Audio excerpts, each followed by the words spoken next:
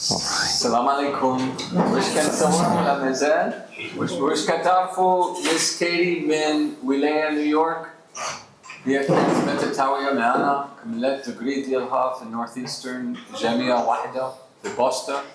Is that in Boston? Yeah. ومورا كملت ديجري، بغات مهري بزاف وجات عن فونداسيون مرة ثانية. يمكن انتم نتوما غترجعوا غتكملوا هاد 8 شهور وماش ما غادي تشبعوا مازال معنا مع التنمية المستدامة ان شاء الله. والتراك ديالنا مجموعي غتكون طويلة وزوينة إلا غادي نبنيو مزيان مع طائفة مغربيين. السلام عليكم.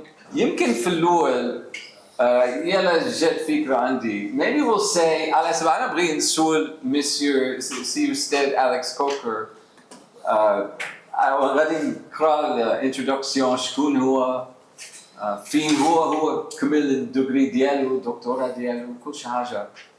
But I thought maybe I'm curious to know where he was born, but I'm curious to know where you were born. So maybe we just say where were we born? Should we start with that? I was born in Miami, Florida, Wilaya, Florida. Others? Where were you born? I was actually born in Washington, D.C. Washington, D.C. So La Walaya, it's just Medina, right? What brought your parents to Washington, D.C.? They wanted to do something political. Okay. Yeah, which they didn't do. Well, my dad, they wanted to do something political. But I wanted nothing of that. Okay. Do you know what hospital in Washington, D.C.? I think it was Georgetown, but I forget. But I wasn't paying a lot of attention at the time. I see. How about some of you? Where were some of you born? Which كتفهموني؟ شكون غادي يترجم منكم؟ Are we going to talking about the city or just the region? The city. Or I even asked the professor what hospital. But anything. What region? What city? Marrakesh? Yeah. ايش من سبيطار؟ Marrakesh City, here in Marrakesh. Oh, سبيطار. Which hospital? Do you know which hospital? No, I wasn't born in a hospital. I wasn't born in... Oh, you were born in a home? Yeah. Right. ايش من دار؟ وش مازال العائلة ديالك كتعيش تما؟ Yeah. وش كتعرف ايش من بيت في الدار؟ No, I don't know. سود. وش في فين؟ Anyone else? Yes. رشيديا. شحال من كلماتكم من رشيديا؟ How far واش في رشيديا نيت في المدينة ولا برا المدينة؟ شحال من كلماتكم من رشيديا؟ How far from رشيديا؟ في الدار ولا في السبيطار ولا في الدار؟ ومازال العائلة كتعيش في الدار؟ Okay. How about a couple more? Yeah, a small city called Asmore, right? That's more. Yeah. في ايش من العملة؟ جديدة. جديدة. It's new Japanese, like 15 kilometers. I see. Do any of you know who's the oldest among you? The youth of Rising Roots, who's the The oldest? oldest one? Yeah, who's the youngest and who's the oldest? The youngest is this. The oldest. You're the oldest? Yeah. May I ask how old you are? 25? 30. 35! Oh. Month wrong! That's amazing! And how old are you? 21. Anyone right. less than 21? How old are you? I'm 21. 21! Should we ask birthdays? Good birthday. ايش من شهور؟ زينتي. 8. Short 8. Okay, August. تمام. What's your name? What's your name? Ali. Ali. علي 8 تمام. Miriam? Short Jews. So Miriam is older. Yes. So you are the youngest, Ali. Yeah. Does Miriam know Miriam? Where's Miriam? Where's Miriam Ait Hafid? Huh? Okay, we have a colleague by Miriam. And we have 8 Ali, but we don't have Ali. Yes. So انت علي واحد في فونداسيون دوها. So I'm going to read, I'm so glad that we've tried a few times Multiple, to come together. I'm so glad we were able to make this. And then, for New York, we met at the airport in New York. We met, yeah. And standing online, and we jumped right into the subject. Yeah, of climate we change. did. We like met at the Casablanca Climate Leadership Forum, Yeah. and then I was like, I saw you in line while we were waiting to board. Yeah, I'm going to admit something. I'm a little impatient in conferences. And actually my kids don't like to go with me because I hem and haw and I can't sit still. And then I heard Alex Kolker speak. And I loved it. Oh, thank you. Too kind. Yeah, and that stuck with me. And it's very rare for me to really be drawn. And the subject and the clarity. And, I must say, and I'm speaking too much, but he didn't speak over time. You didn't go over your time limit. Which is hard for an academic. شحال من مرة كان نمشيو الكونفرنس ناس كيتكلموا عنده 10 دقائق وكيتكلم 20 ولا ساعة ماشي سي أستاذ هو تكلم في وقت اللي عنده and it was a beautiful subject and perfect time. Oh, shukran. Thank you. I'm going to read about Alex Kolker. Dr. Alex Kolker is an oceanographer, a geologist and climate scientist who has conducted work across the world, including the Gulf of Mexico. Is it still called the Gulf of Mexico? Yeah, but apparently that only applies to the U.S. portion, and the Mexican and other international waters are still the Gulf of Mexico. The Florida Everglades, along the Atlantic coast, across North Africa, and in Jordan. He's interested in studying how sea levels changes locally and globally, how greenhouse gas emissions and air pollution overlap in industrial zones, the role of groundwater dynamics in large river deltas. Everything here interests us so deeply. The interactions between rivers, coasts, and estuaries, and the natural processes that inform coastal restoration and protection. He received his PhD in marine and atmospheric sciences from Stony Brook University. I'm from New York. Katie's from New York. Anyone else? Was Shimshito in New York? No. Okay. So you went from Washington. I went via California and the Everglades. Oh, right. Yes. Okay. To New York. And served on a panel run by the National Academics of Sciences, Engineering, and Medicine, the advisor. Is that still exist? That still exists. All right. Yes. The Science Advisory Group for Louisiana's Climate Initiative Task Force, and the Framework Development Team for the Louisiana 2017 Master Plan. Dr. Kolker has appeared in media outlets across the world, including the New York Times. How did that feel to be in the New York Times? Felt good. Yeah. The Washington Post, New Orleans Times Biscayne, which must have been really nice to be in your local newspaper. It's good. It's good. It's good to represent the hometown. Yeah. We should speak about writing and publishing together. If we finish these 8 months, إلى غد نكملوا هاد 8 شهور مجموعين وغادي تكتبوا شي حاجة وهاد شي حاجة غتخرج في جورنال واحد غادي يكون نهار كبير. Let's think about that. And I'm just saying the importance of writing and publishing.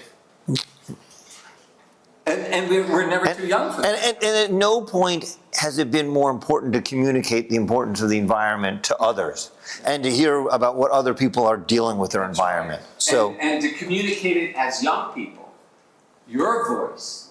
كيفاش انتم كتشوفوا شباب مغربيين على البيئة بلدية مغربية. It's so important. Le Monde. yeah, Was that? that was fun. Did the New York Times feel better than Le Monde, or? I think the time felt good. The time took a lot of work to make that happen. The Spiegel, France 24. I see. We see that all the time. And he was featured in the award-winning documentary, and I love this name, Last Call for the Bayou, and hopefully we'll say something about the Bayou, and was the consulting producer of the documentary, Iron Sharpens Iron. During the 2019-20 academic year, he served as a Fulbright scholar where he studied sea level rises in Morocco. I want to ask, of everything I read, what are you most proud of? Probably the Fulbright experience. The Fulbright.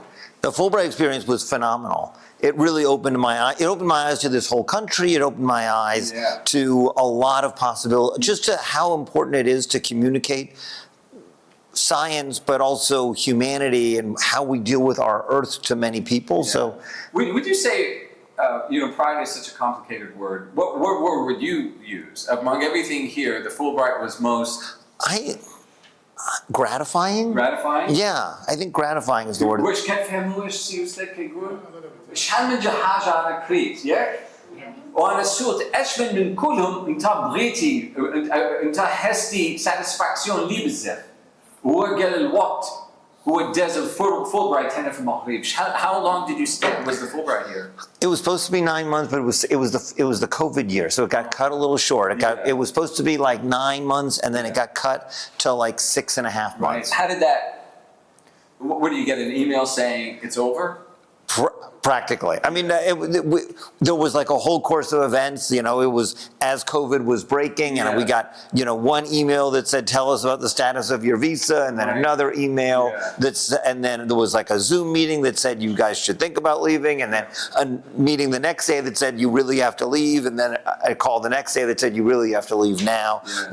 They were actually, as a program, they were great in getting us out. So I have to say thank you to them for that. البرنامج قبل من انتم جيتوا حبس في الوسط. And so that happens in life, right? Things stop in the middle sometimes. Yeah. And the good thing is it wasn't an end. It was a stop in the middle. I've come back here, I don't know, a dozen times since Fulbright. So Do you think having cut short 3 months left the craving that was strong, that compelled you? Probably, because of course I felt like I did have unfinished business, so I felt like this strong desire to come back. But I also really like it here, so I don't know which. It's hard to know because of course that was the chain of events. But Mora, after 2 years of living as a Peace Corps volunteer, that's the way it felt undone. There was something else which became the Hyatt's Foundation eventually, but that desire, you just, after 8 months, and I know you've had important experiences before coming here, but after 8 months, what is your desire level?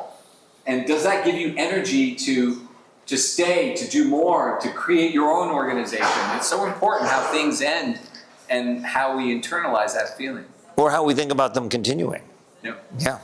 So you were born in Washington, D.C., and how old were you when you realized you didn't want a political life? I always knew I wanted to do something in the environmental sciences, probably from as young as I could have been. My earliest memories are like looking at birds in the backyard. And I always wanted to go out into the woods. I wanted to go out into the mountains. I wanted to go outdoors.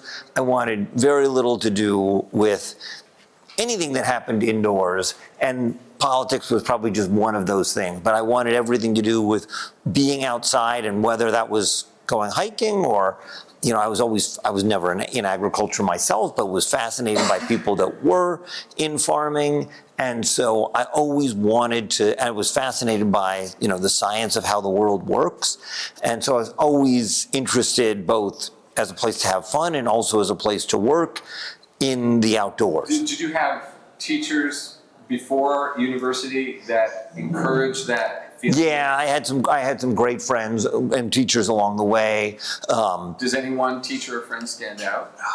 There were a lot. I had some good teachers in high school. I also spent some summers in West Virginia and had some great mentors there. Was that like a camp? It was like a camp in West Virginia, yeah. How many years did you do that? I continued it. I mean, I did it as a camper for like 2 years. It was counselor? And I was a camp counselor for like 4 or 5. But actually, many of the people from that camp I'm still super close to today. Amazing. And so that was actually, and there were a lot of people there that went either were going or studying biology or went into careers in ecology or the environmental sciences. And so it was a great experience growing up. And those are still some of my closest friends today.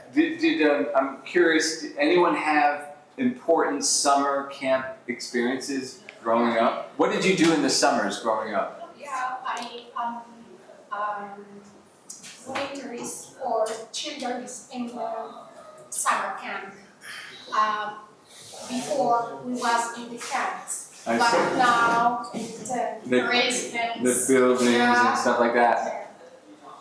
Go ahead. كانت عندي تجربه ديال اول مخيم درتو كان في السنه ديال 2000 2000. 25 عام Wow. Congratulations.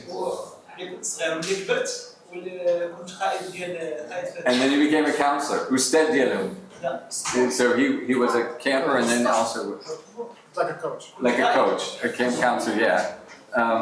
واش مشيتي هاد سيف لي داز هاد سيف واش مشيتي واش اول مرة مشيتيش في السيف مرة الأولى في السيف مشيتيش انتما كيفاش حستي this was the first summer he didn't go back how do you feel واش فكرتي واش حسني لا مشيتي ولا لا بس مشيتيش واقع ما مشيتيش الصراحه اول مره مشيت كانت شي حاجه خاصه it was like something missing yeah what's your name صلاح الدين Salahuddin, Muchakin. Nice to see you. And so, was there when you went on, Alex, to pick a university as an undergraduate? Did you look for environmental? Yeah, I mean, I did my undergraduate at University of California at Santa Cruz, and I think it was that's California is beautiful. In a way, it's a little like Morocco. You know, it's got mountains and ocean. And so it's a little like Morocco, but it's beautiful. It has the redwood forests, and I was completely taken by like the natural beauty out there. And also, it had a great program in a lot of earth and environmental sciences. Was it the program that compelled you to cross the country, or just, I think from politics? it was probably all of it. Yeah, it was probably all of the above. It was beautiful. They had great science. It was away from DC, though. California, my great aunt had an expression, as she said, California is as far away from home as you can get without getting your feet wet. And, when you go to DC now, how do you feel? You know, it's where my dad still lived there. My brother and his family live there. I don't know. It's home. I mean, it's where I grew up. It's not exactly home, but it's still home. Right. And of course, DC is always a little bit. There's a balance between the political side and the neighborhood side. Sure. And I've always been more, fond of the neighborhood side. So there's still some good things there.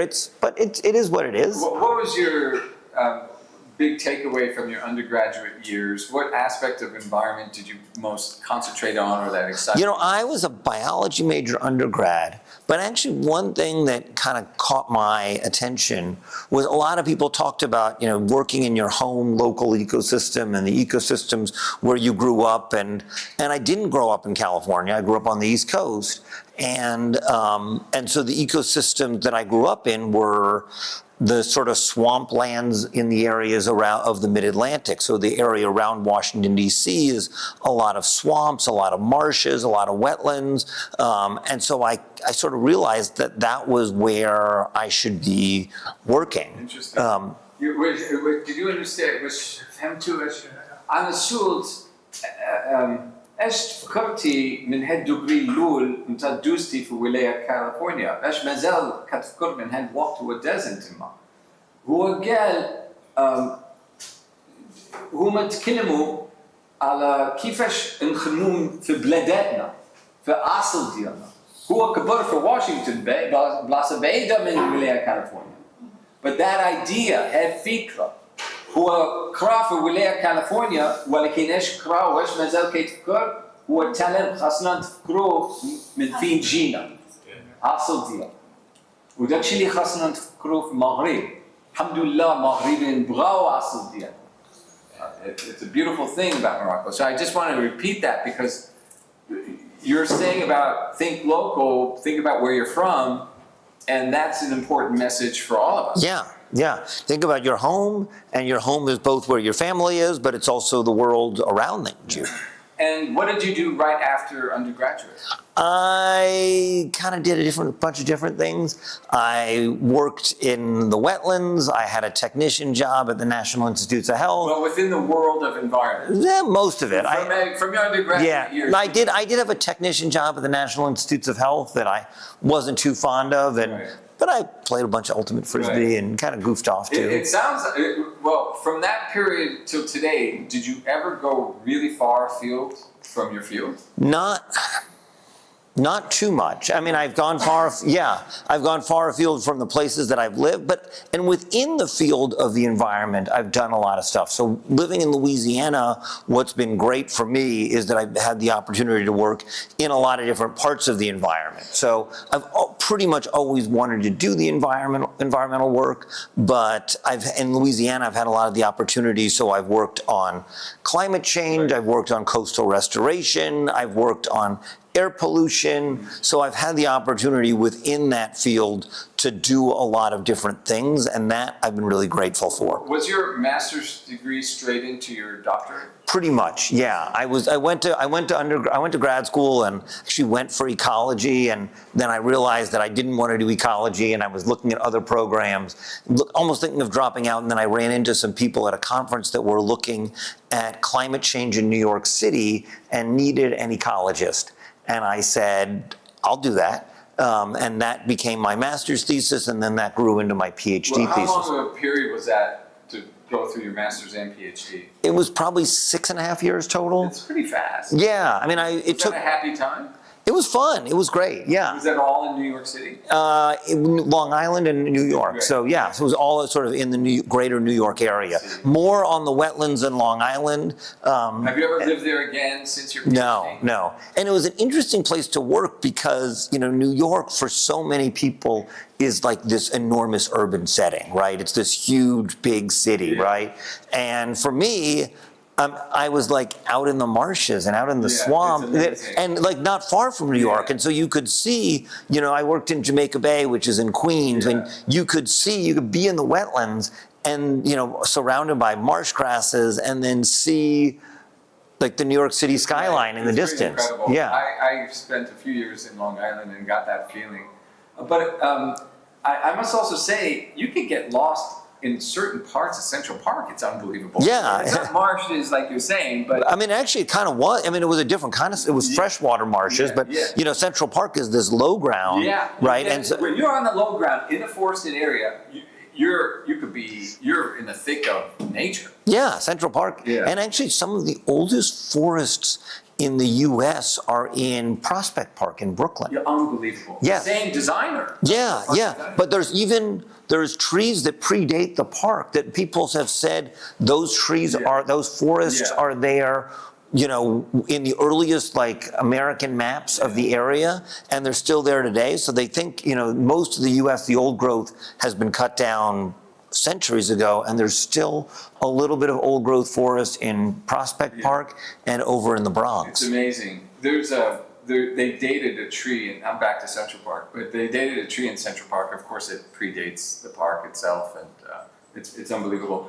Did your interest in Tangier, Tetuan, Al Hoceima, the coastal areas of the Mediterranean, did that come from your Fulbright, or was that before your Fulbright? That was an outgrowth of my Fulbright, and more that particular paper was the results of I was like mentoring a postdoctoral student. So this guy had worked on had done his PhD and additional research on climate resilience in the Tetuan Tangier region, and then I joined him just as a collaborator on it. So Kamal really, who was the lead author, really led that project, and then I just came in later on as a collaborator. And of course, so much followed since. I'm wondering, is that often? How many times in your life did a student inspire you in a certain direction? It happened. I think I've learned more. I learned as much from my students as, I hope that they've learned from me. Yeah. I think I've seen my students go in, seeing what the students do has always something that I've been like taking notice of, right? Because students are smart, they have their own ideas, they're independent minded, and they're going to do what they want to do. And often those are good ideas.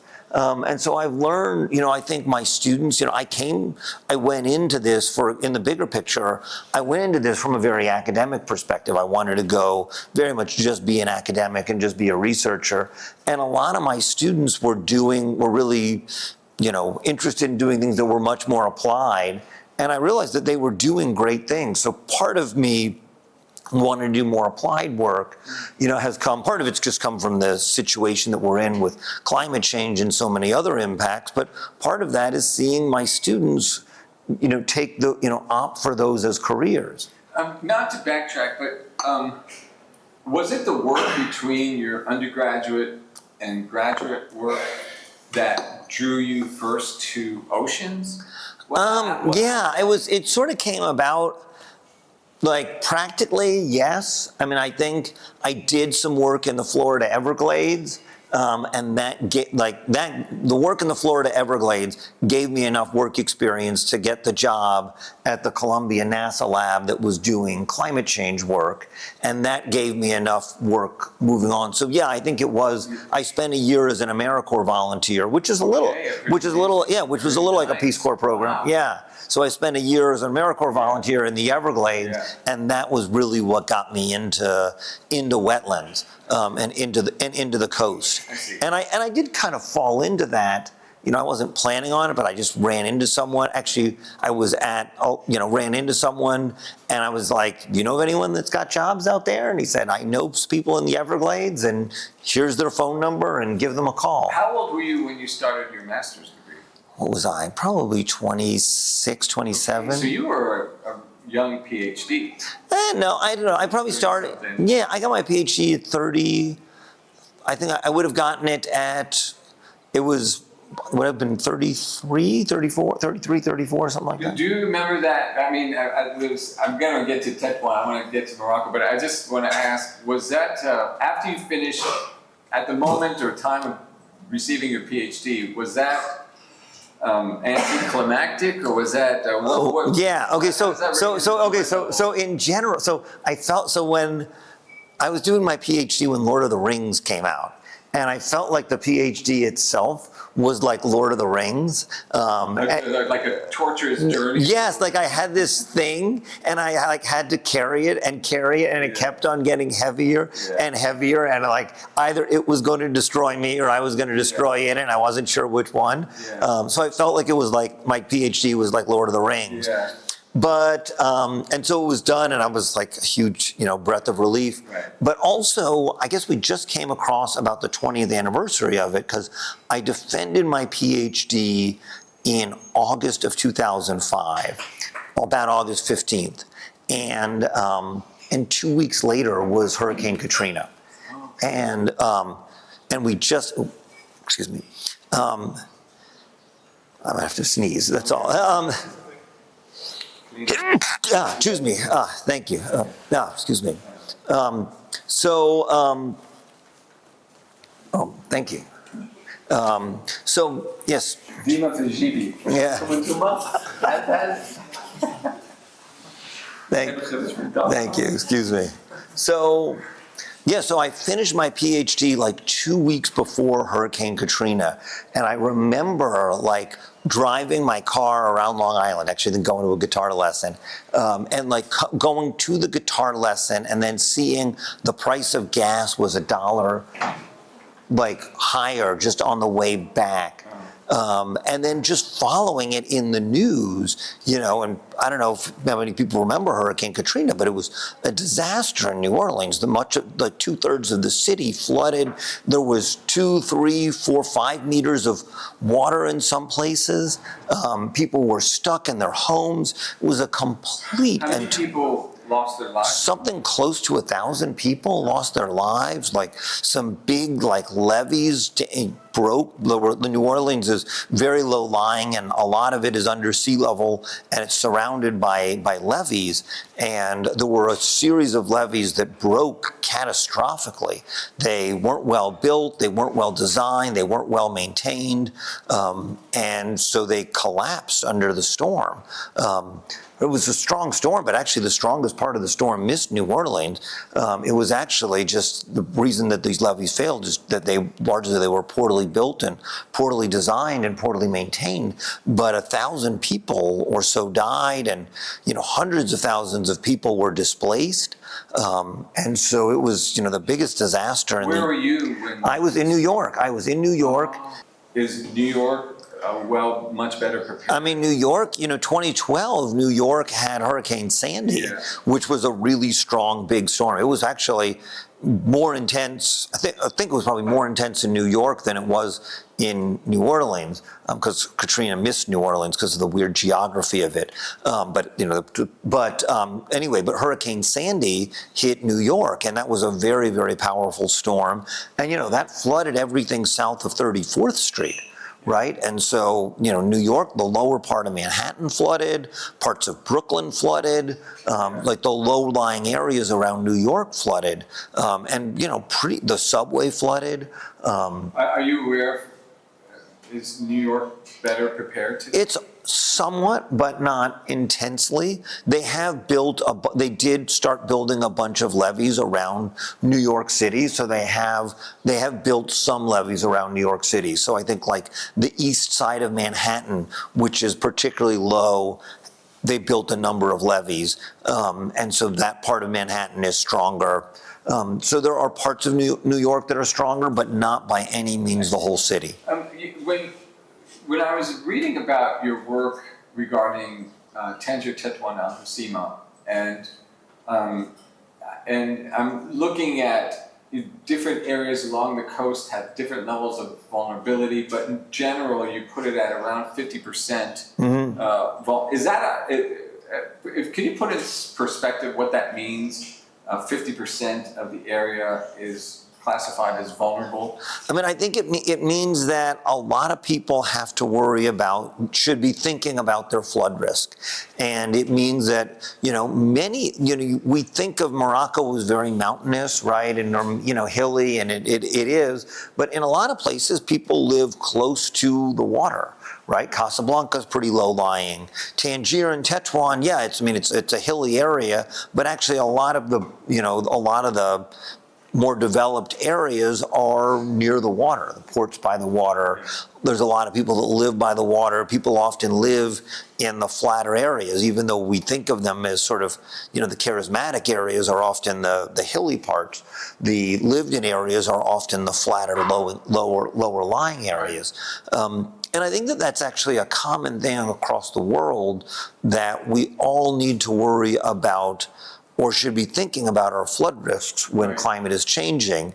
And it doesn't mean we're all going to die. It doesn't mean this is terrible for everyone, right? It means that, and actually one thing it means is, one thing that will help you is, understanding where you are in the environment, right? So understanding where your house is relative to sea level or relative to a flood level, how close you are to the water or how high you are above the water is one of the most important things that you should know when it comes to flood risk. And if you were thinking about other climate risks, fire risks, risks from landslides, like knowing where you sit in the environment is one of the most empowering things. We're going into a time of a lot of climate uncertainty and a lot of climate change. And people will be more vulnerable. But there are also things you can do to make yourself less vulnerable. And one of the things that it starts with is knowing where you are and knowing where you live. And if you're, in my field, we talk about flood risks by the ocean. So it's elevation by the ocean is, one of the most important things for you to know. But if you lived in other places, there's other things that are important. Where if you live in a mountainous area, how close are you to areas that are likely to experience landslides? How close are you to, to floods that might come down a river? Not unlike, Morocco has earthquakes. Know where you are, how close you are to the fault zones, and know where you are, in relationship to geological faults. When in the Tangier, Tetuan, and Hoceima study and remedial actions were discussed, levees didn't come up in terms of proposed ones, but strengthening coastal wetlands, coastal dunes, forest, and seagrass meadows. Can you say something about that? How do we strengthen coastal wetlands? Yeah, there's a lot we can do. So many of the coasts worldwide were surrounded by wetlands or beaches or other, natural habitats, and they have been eroded or degraded, for decades and in some cases for centuries. But there are things you can do to restore them. And sometimes that involves, let's say, pumping sediment from offshore and bringing it onshore and rebuilding wetlands that way. Sometimes it involves What is sediment? sediment, yes, dirt, basically. From the ocean floor? Dirt from the ocean floor. And there's a whole science of where you should and where you shouldn't mine dirt from. Some places it's good to mine dirt from, some places it's not good to mine dirt from. And is there a general factor? Some general factors are, for example, like, is it contaminated or is it not contaminated? Okay. How's it currently being used as habitat? Was that measure done in Louisiana? Yeah, Louisiana actually has done a lot of that as well. Louisiana has had a very large coastal restoration program. And so there's a whole science of, they need to find sediment to rebuild wetlands. And there's a whole science of finding what the good sources of sediment are. Are there ships carrying sediment to enhance wetlands? They mostly pipeline it. Pipeline. They mostly pipeline it, but you could put it on a barge. Actually, I think they did some wetland restoration around New York City and Jamaica Bay, and I think that they put sediment on a barge. So you can move sediment on a barge. We move, people move a lot of stuff by barge. Is there a time frame of bringing sediment to enhance coastal wetlands to when those wetlands are able to regenerate? Yeah, there's a whole science of that, both how long it takes for them to, and it varies, but it's often a function of, how long it would take for plants to start growing, how long it takes for plants to grow enough that the roots take root and start It's not a decades-long thing, it's just years. Depends on where you are. I see. It's often, in order for it to start having some ecological value, it's often a period of, single-digit years. Yeah. In order to have a lot of ecological value, it's probably decades. It's probably not so different from the trees, right? Some varieties. So, yeah, some I guess there's a variable. Yeah, there's a variable, but they start, it's like plants. They start at seedlings and, you wait until they grow to adults. We've been talking about capturing water through, I guess what may be equivalent of coastal dunes. Of course, it wouldn't be coastal dunes when we want to do it in the foothills of the Atlas, but capturing water through natural containment structures, a wall. But what is a coastal dune and why is that Coastal dunes are just, big pieces of sand, right? Big areas of sand that are, often they can be, 5 meters high, 20 meters high. Yeah. They're areas of sand by the coast, but they're often very good at blocking waves. And so places that have dunes, the waves crash on the dunes rather than on people's houses. And so rebuilding coastal dunes is a way to build the landscape. When we were speaking earlier about Morocco building those rock formations. It's the same idea. Right. It's just having a natural feature. And often people talk about merging what sometimes they call green and gray infrastructure. Green is natural infrastructure, and gray is human-built infrastructure. In Louisiana, people call it merging coastal restoration and protection, and they often work well together. The gray infrastructure, it provides you with a higher level of protection. Like if you're worried about a big storm, the hard infrastructure serves more use. But on the other hand, the green infrastructure is often good at pushing back the sea. It's good at dealing with it. It's actually good it helps the gray infrastructure because the waves break in on the marsh or the oyster reef instead of breaking on your hardened protection. And also the gray infrastructure, it does nothing 364 days of the year. It's only important when you have a big storm. Yeah, and the green infrastructure provides you value throughout the year. It can be habitat for fish or habitat for birds, and people make a living off of eating. People eat fish for their diet, for their diets. So a coastal dune can Well, and the dunes.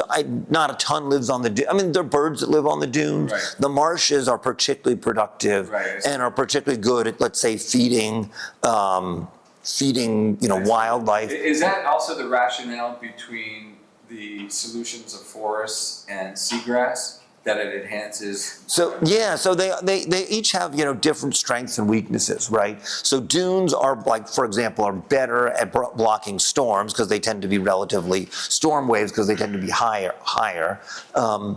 Like a marsh is going to be really good at being productive, right? It feeds a lot of creatures. Seagrasses as well feed a lot of creatures. Yeah. Coastal forests they can be very good at blocking waves. Right.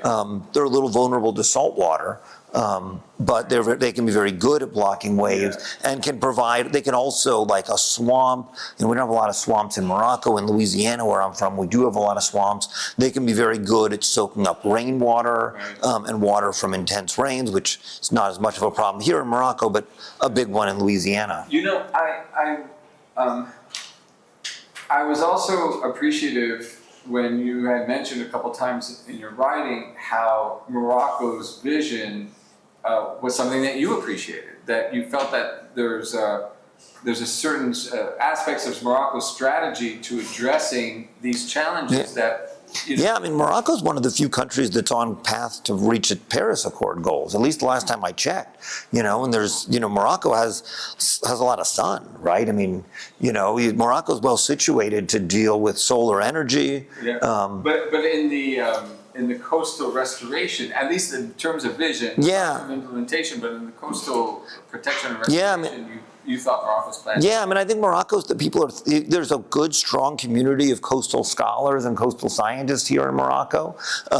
So I think that there's a lot of interest in the coast here in Morocco, and I think that that's really good. Well, I mean, it is it's a broad phenomenon, as you said. What in your mind accounts for the disconnect between a formalized plan that's thoughtful and considerate and that would be so incredibly helpful for the many, and the sort of fallout or the lack of satisfaction in regards to the implementation?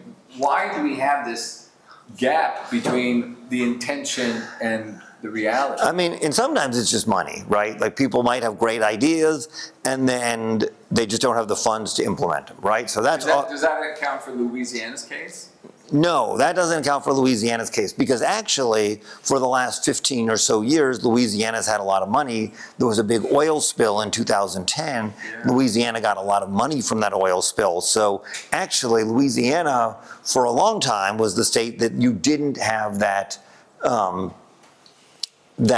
disconnect. But in a lot of places, the disconnect between plans and implementation is dollars. So that is one thing. Yeah. Sometimes the plans, it's a big world. There's 8 billion of us on this planet, and some projects are going to, help many people, but might hurt some. So Louisiana, the one project that I'm alluding to that was canceled, was going to rebuild a lot of land, but it was going to hurt people that harmed oysters. Right. And they were very unhappy about that. So you'll often have things that might be good for a lot of people, but might, impact other people, and balancing those needs of the community, of, different communities is a challenge. Right. We're going to bring up just a few more points, and I'm sorry we're not having instant translation, but we're going to get there to make sure we all understand these important issues we're speaking about.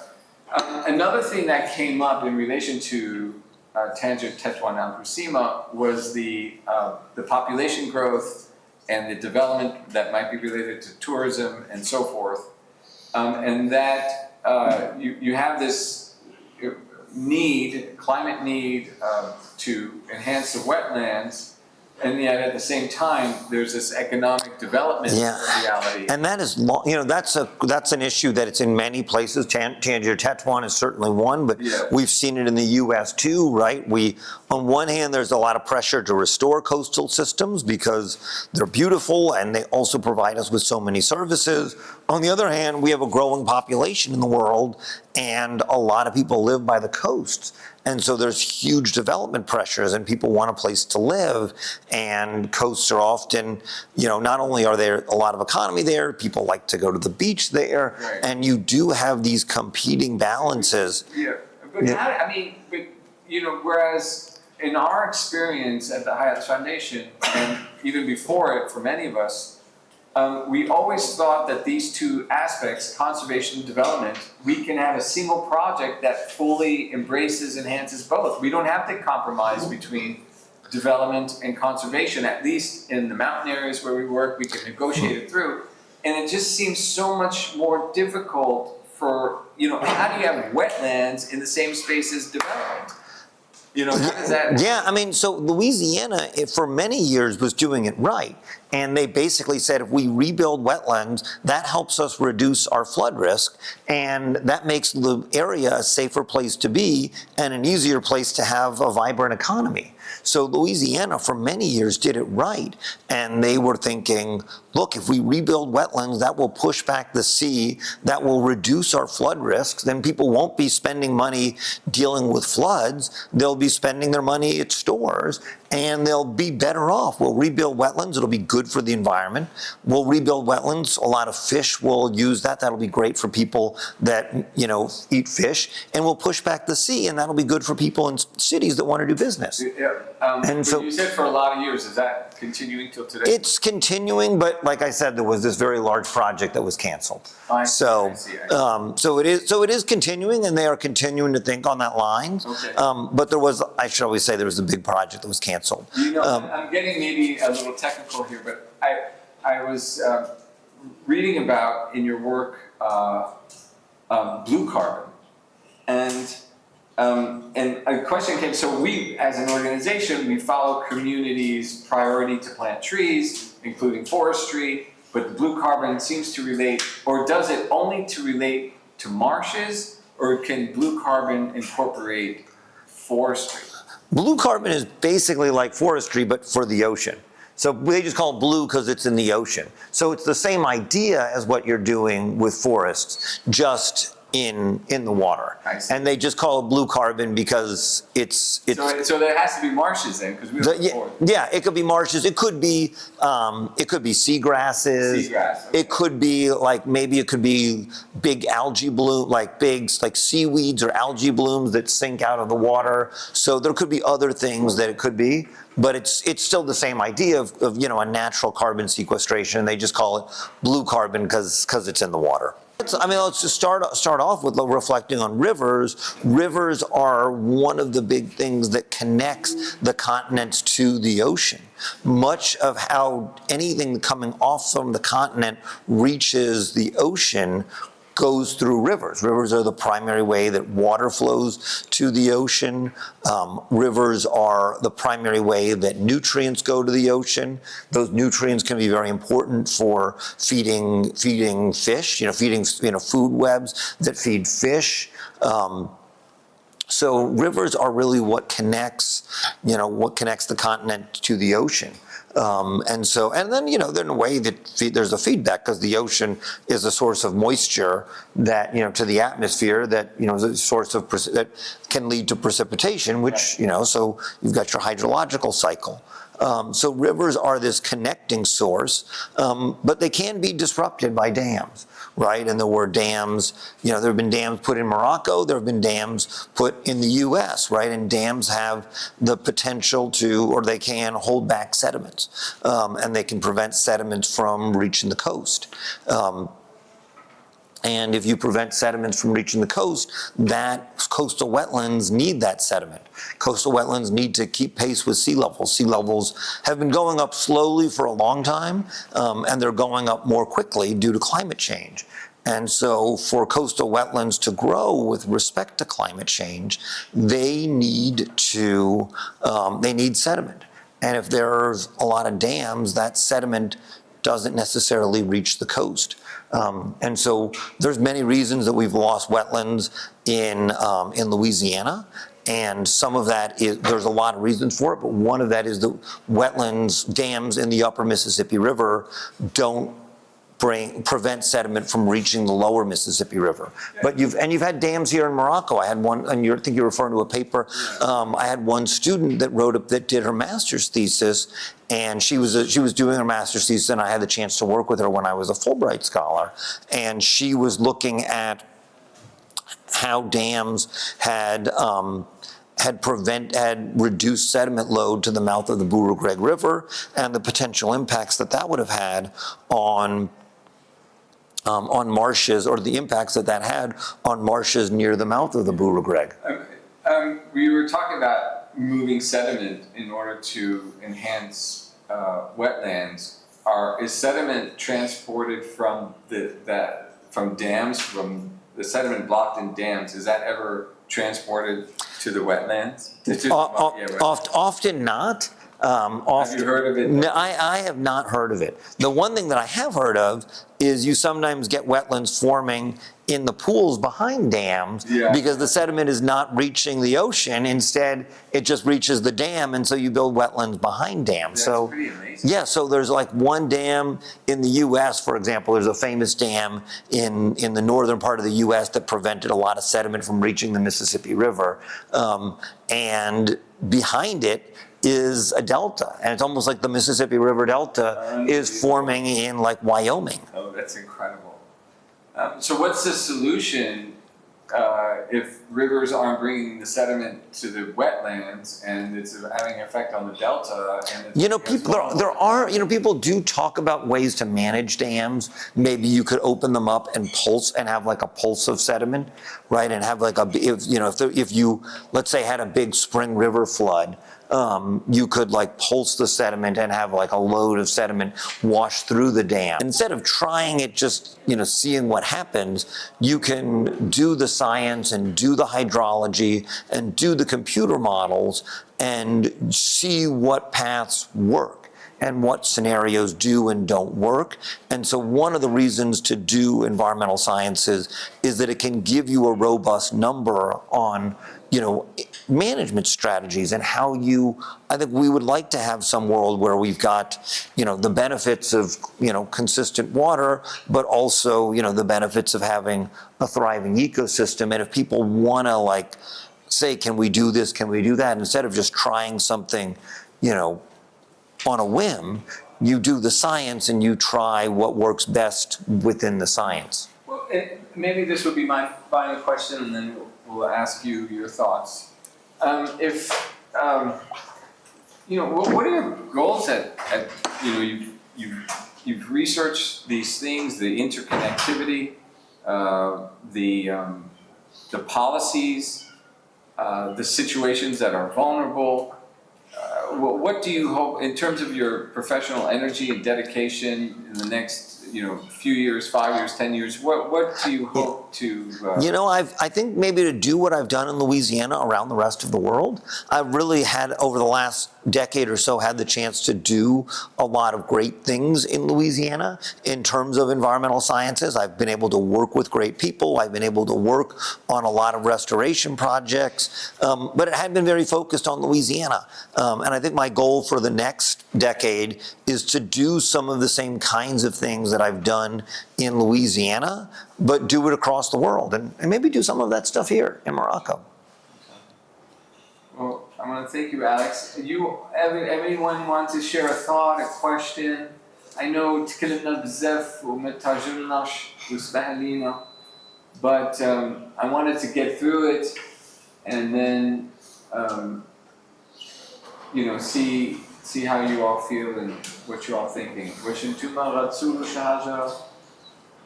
اش انتوما كتفكروا دابا؟ Miriam, did you say something? No? Anyone want to say a thought? Did anyone here grow up on the ocean, by the ocean? Kenitra? Kenitra's by the ocean. Yeah. How far? Yes? Small city near to What was the city? Tell me again? Jadida. Al Jadida. Yeah, it's a coastline. Oh, I've been to Al Jadida. Yeah. Are there any? Has the coastline changed in in your years of growing up, or how would you describe any differences in the coastline over time? For being as a farm manager, so I didn't figure out I didn't see like the changes in the sea much more in the farming In the farming subject, right? Because you see the lands are to destruction of the lands is changing year after year.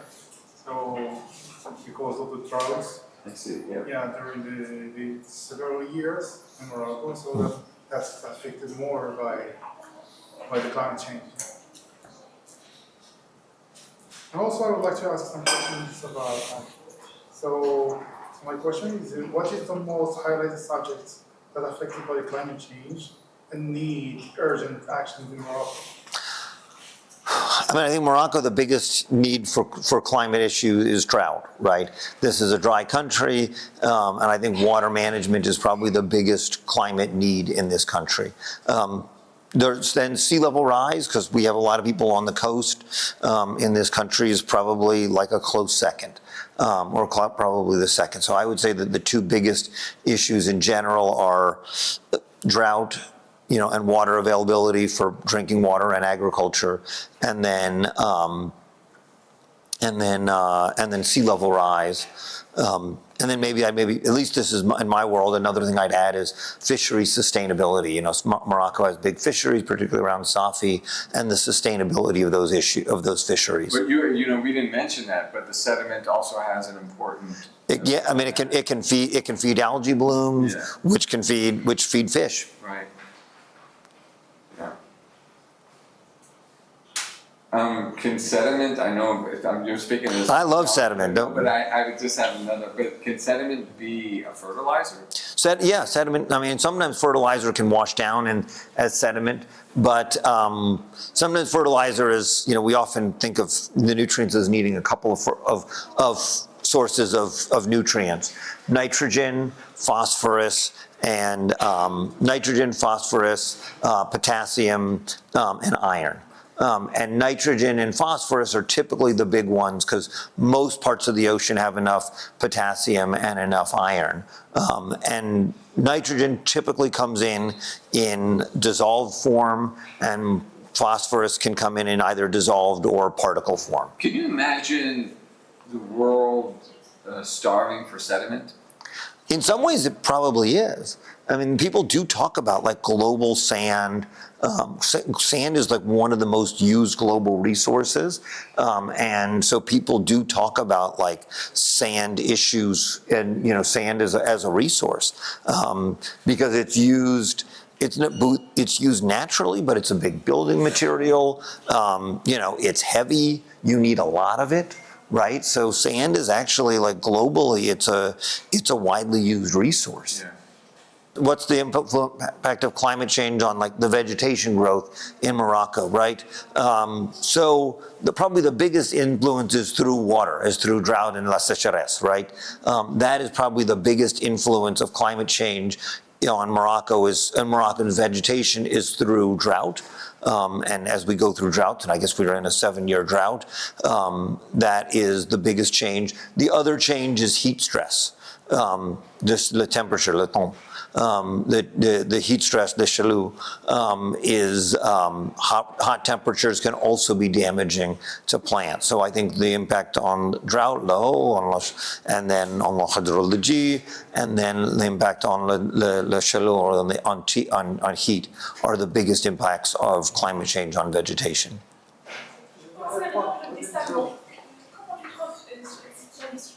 What? So what's your opinion about that? Yeah. Water? About salinity? Yeah. Ask her. She's studying it. Yeah, you're studying. Yeah. I have not studied the desalinization as much, but Lena, who's a new Fulbright researcher, is going to be studying that. So ask Lena. She'll know more.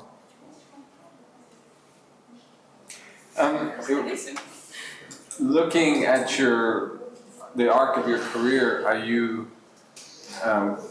Are you surprised as to where you are and what you do?